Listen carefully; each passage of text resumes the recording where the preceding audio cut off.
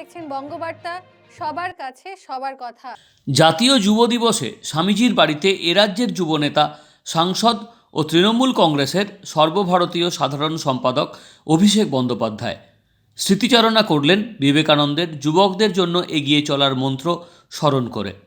বরেণ্য বীর সন্ন্যাসী এটা তো ঘুম ধরবে না, কি করা যাবে? ঈশ্বরের বেশি জায়গা বলতে পারছি না।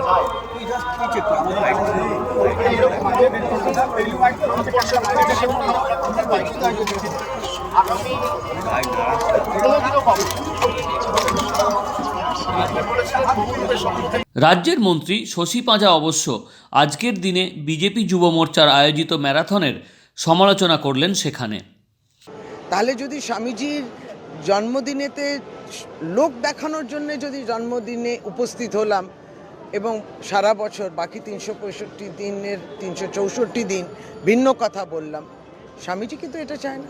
আর স্বামীজিকে নিয়ে রাজনীতিও করা যায় না, স্বামীজিকে নিয়ে সমাজনীতি করা যায়। Bureau report, Bangabarta.